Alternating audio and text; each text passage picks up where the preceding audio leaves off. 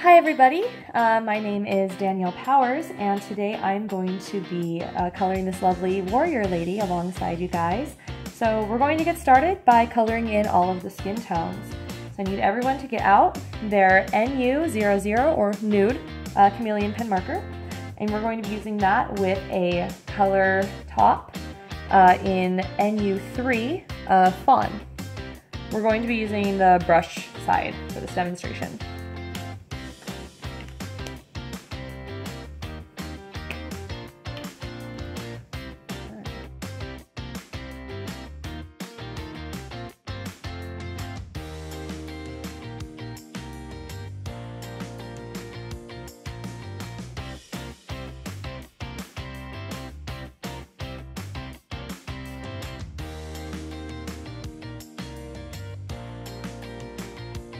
We're going to go back in now that it's completely faded back to the first marker and just kind of color in the rest of her face here and the rest of her skin tones.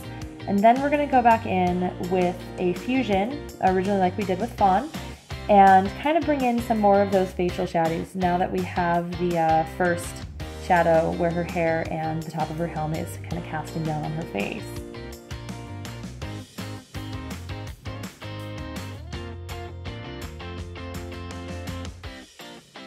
So that was about half the time of our first fusion because we're going to start working in some smaller areas.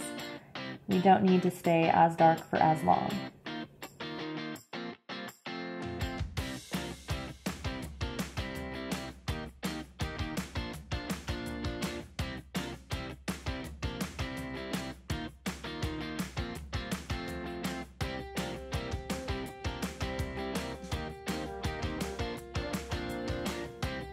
An important thing to keep in mind when coloring a face is keep in mind where the light in our scene is coming from. If you're following the tutorial of how I'm shading her here, then the light is coming from this direction, kind of up, but still shading around where her face is turned away.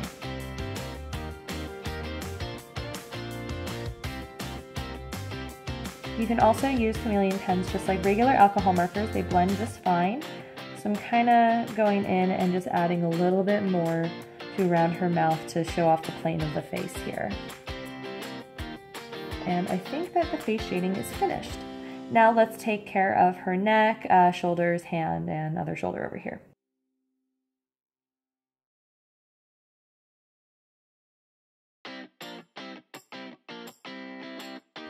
We're going to do the same technique we did on the face here. Where we're just going to keep on coloring in and fill in all of the area for the skin once the marker has faded back to its original color. And then we'll start building in the shape.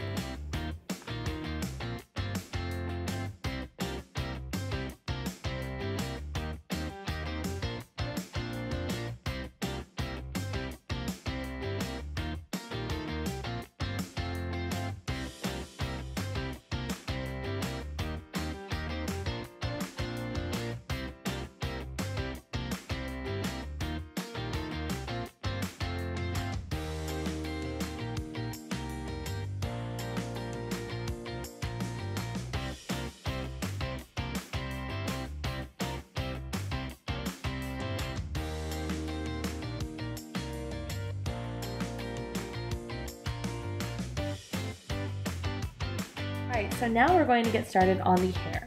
We're going to use 3 different markers for this technique. The first one being your BR2 in Hot Cocoa and your color top of BR4 in Burnt Umber.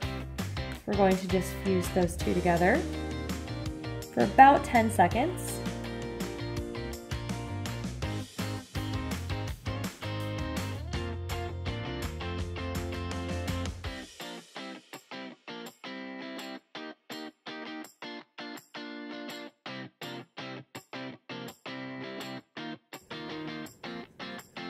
Alright, so we're going to take that about down to midway on the braid and then pause there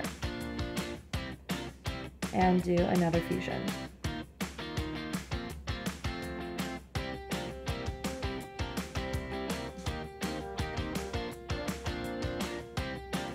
Okay.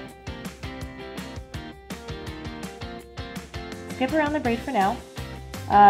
to get the illusion of those two overlapping, we're going to be using the shorter fusion time on the braid. So just color around the braid for here.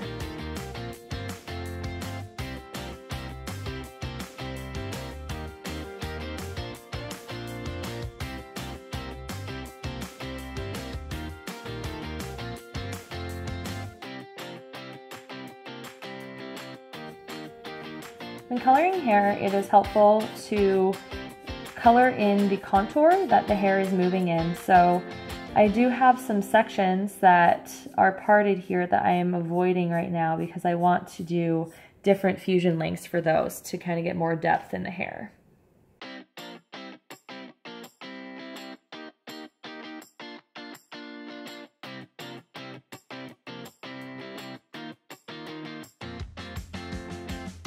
All right, now we're going to put our burnt umber away, and we're going to pull out another color top. This time we're going to use OR3 or tangerine, and we're going to blend that with the hot cocoa.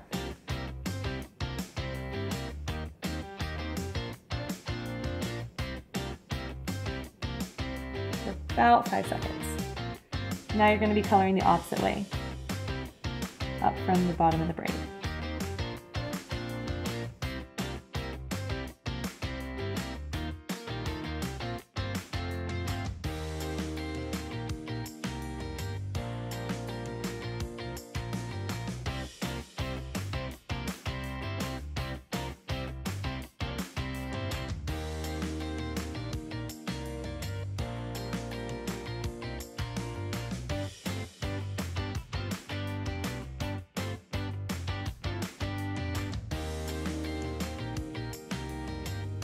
I'm going to pop out the burnt umber again and build on this depth a little bit. So that is the BR4.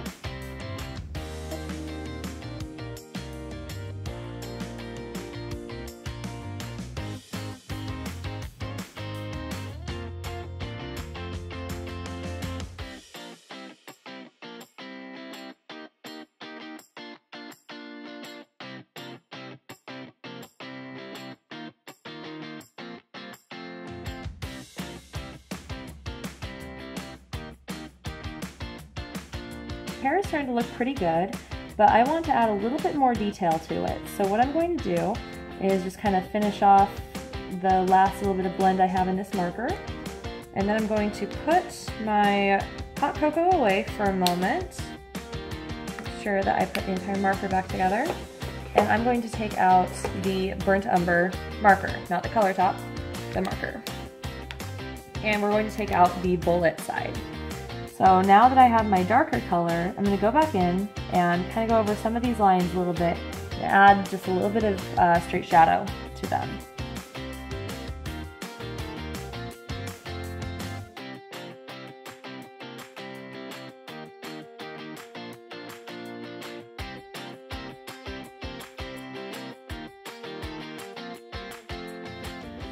If there are any blends that you're not really happy with, you also have a colorless blender in your kit, so you can just take the brush side if there's really not somewhere that blended the way that you wanted to, and you can just go over that again, kind of get that blend a little bit smooth. The next thing we're going to do is add a little bit of color to our shadows on some of the lighter items.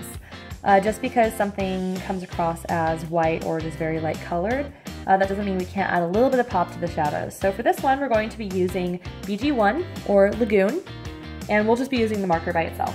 We're going to also be using the brush nib for this side.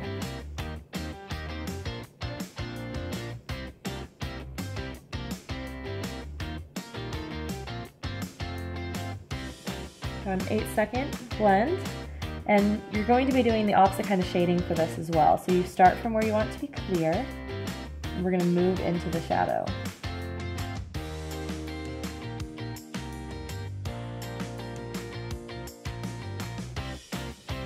Because this skull is a little bit of an odd shape and we have a lot of hard edges, we're going to go back over with the full strength of the marker for some of the areas that are going to be in full cast shadow. I'll kind of be doing that as I go along here, and you'll kind of see me go back through and hit some of those areas.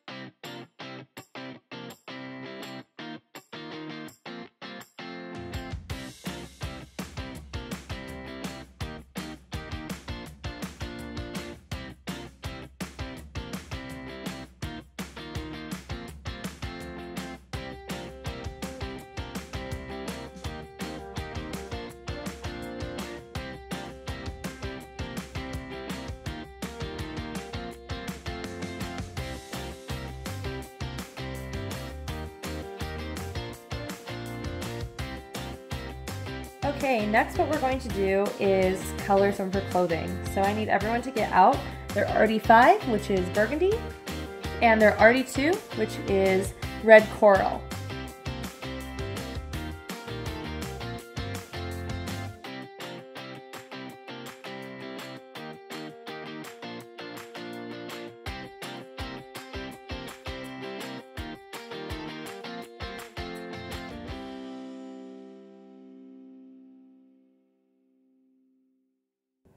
We get a cast shadow in there on the hair from falling next to the scarf, and we're also going to fill in with the burgundy some of these hard shadows right here.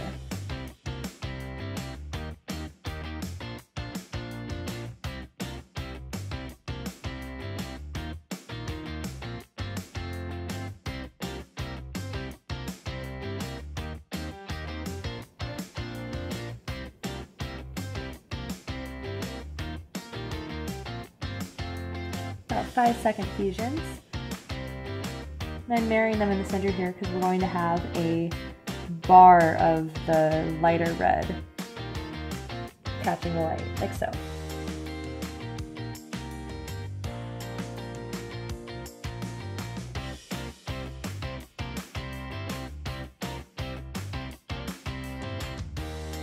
So the same thing that we did here on the helm, we're going to do on the fur as well, because we want to keep that pretty light. So we're going to go ahead and take one of our accent colors to just kind of give it a little bit of a push. So I need everyone to get out, let's see, what is it I'm using here? This is NU1, which is bisque.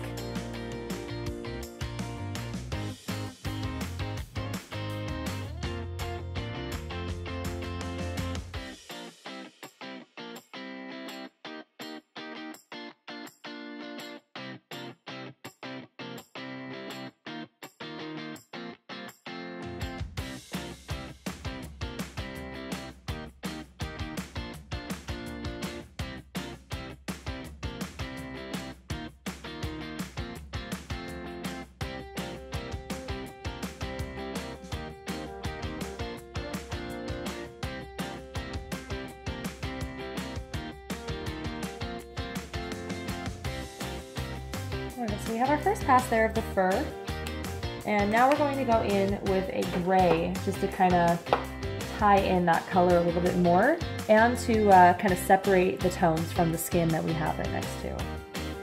So I've just pulled out WG3 or warm gray 3.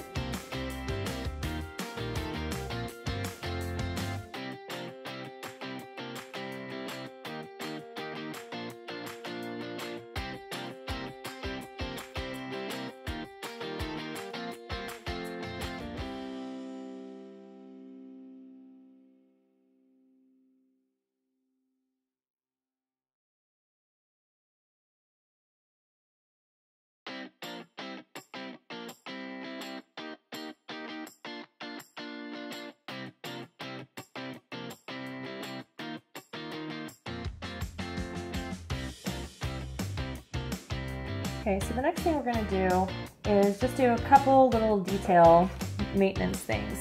So I'm going to take the bullet nib right here on PK2 or Dusty Rose and just kind of color in her upper lip here.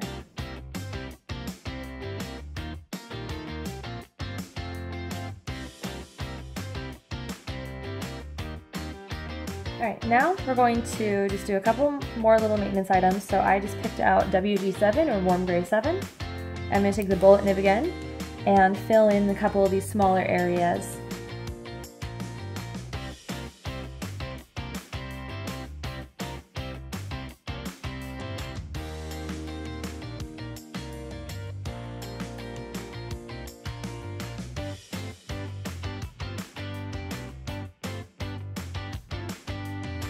At this point in the process, I can kind of see where my color scheme is going. And I have a lot of blue up here mixed with some red tones, so I do want to bring some of that cool tone down here into the bottom of it.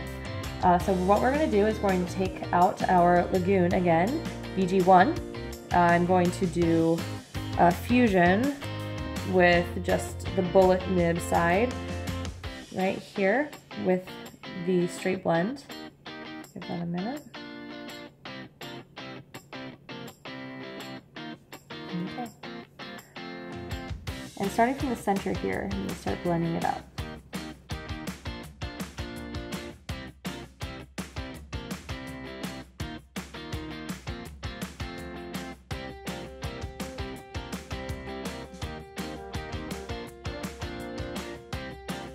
Next, what I'm going to do is I'm going to take BG3 turquoise and the color top for Lagoon, which is BG1. I'm going to fuse these guys.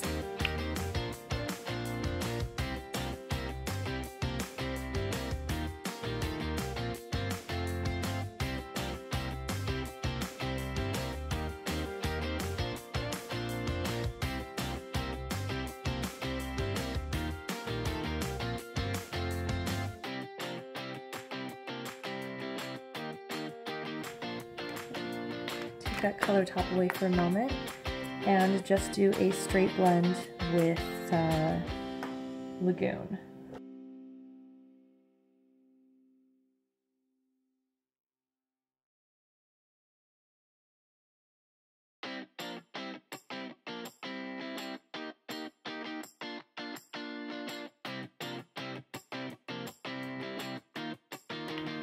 I'm going to go back to that technique for the second arm. So the BG1 color top and the BG3 turquoise base.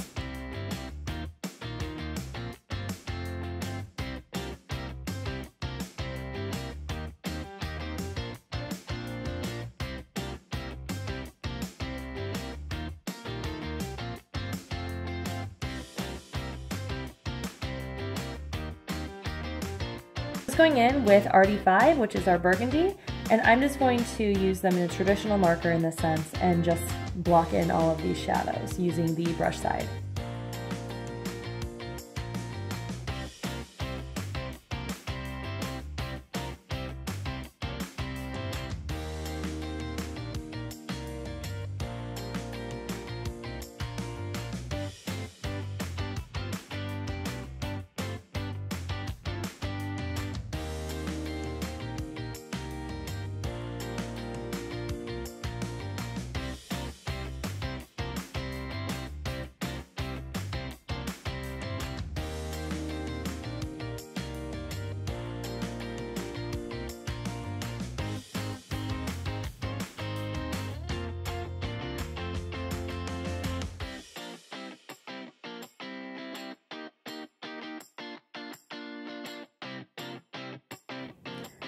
Okay, I'm going to switch it around and do a fusion with just the normal chamber.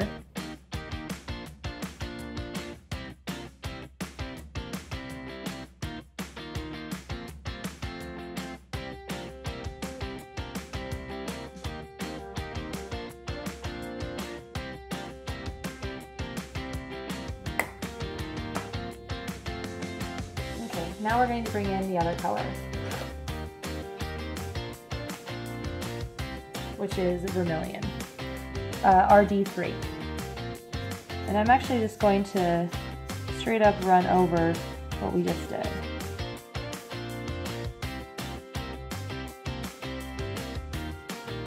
I'm also going to put a little bit of red coral on there, RD2, just to cool this down a little bit.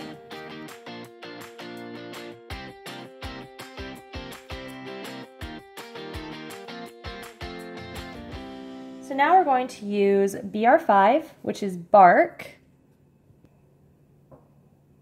All right, bullet nib of BR5. We're just going to take it straight in and color the bow staff here.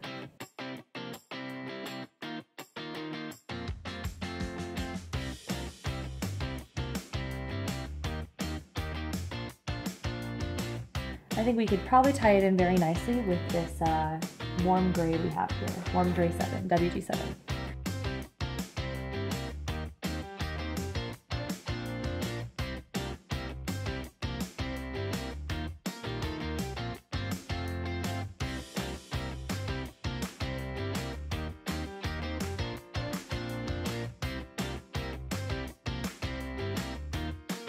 color in that turquoise there, so I'm going to just pull that out real quick and fill that in.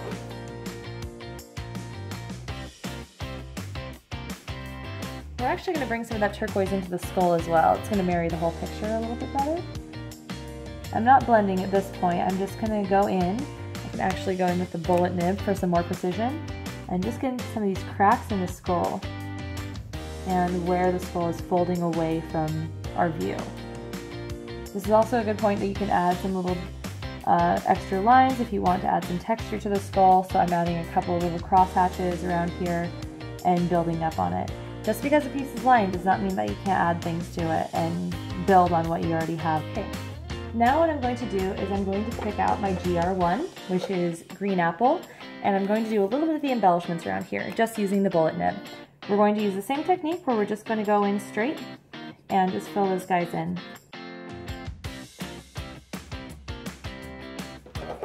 PG1 making another appearance here. I'm going to fuse with the cap for just a couple seconds.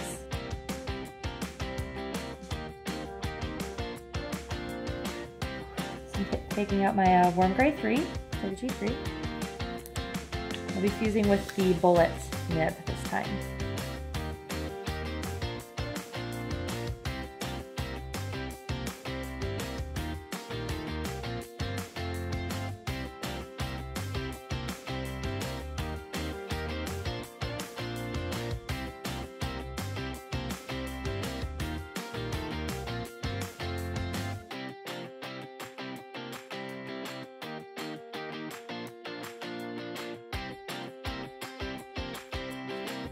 Alright, now we want to make these feathers pop a little bit.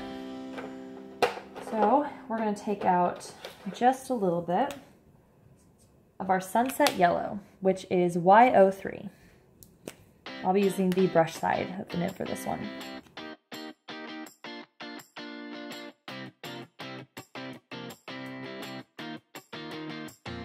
I'm going to break out the coral red again with the bullet side. And just hit up a couple of the small details that we got here, including the gem ring. And we're also going to break out our OR4, which is Seville Orange, and just paint the bottom sides of these tubes on the head. So before I put Y03 away, I'm actually going to go over a couple areas that we're later going to embellish with a secondary technique, which is a metallic gold gel pen. So I have two different kinds here. I have the Jelly Roll Metallic and the Uniball. So we will go over that later. But to mark those areas and to get an idea of how we want that to look, I'm going to go over it with the yellow first.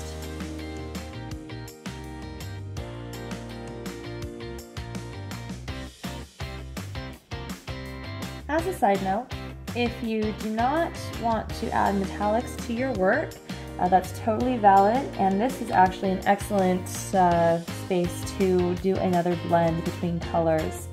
I'm opting out of it today because I like putting sparkles in everything, but by all means, these pens are fantastic just for getting that kind of depth to spaces. So you could easily make this kind of halo I have around the back of her head into more of a sphere. You can make it look kind of like the sun by combining a couple of the warm tones. It's all up to you how you interpret this piece and what you would like to do with it.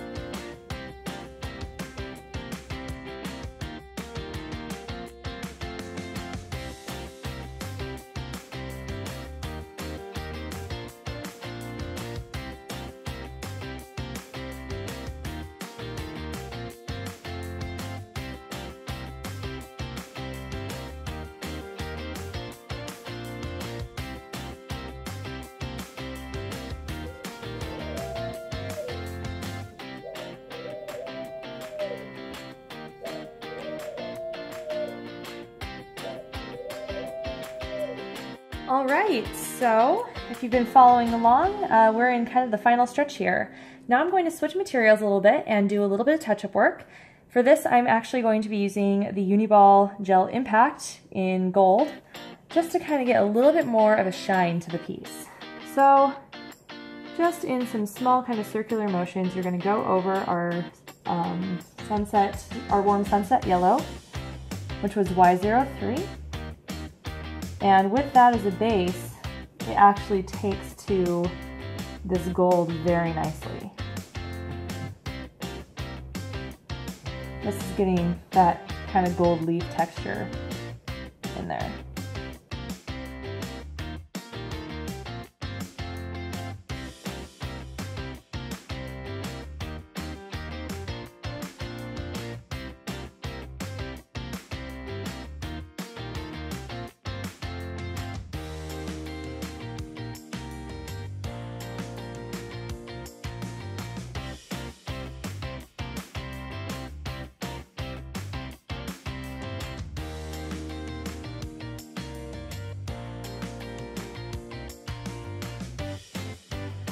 Alright, so while that gold is drying, we're actually going to switch to our secondary gold that we have right here, which is the Jelly Roll Metallic.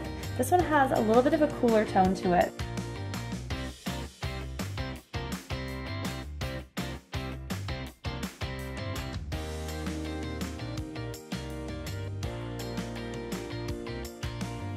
Now I'm going to switch to another finisher, which is a Uniball Signo in white.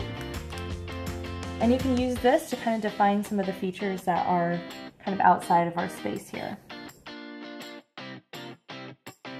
This is a good way to work additively and subtractively with traditional media.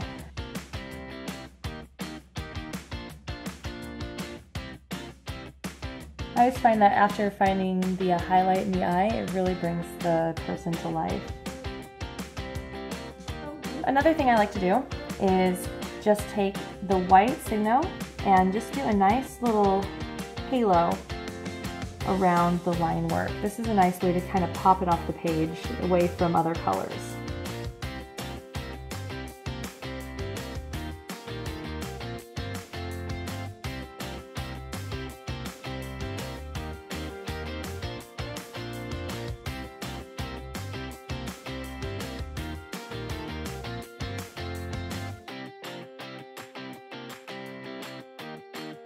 I'm going to take BG3 in the bullet nib and color in our eyes here.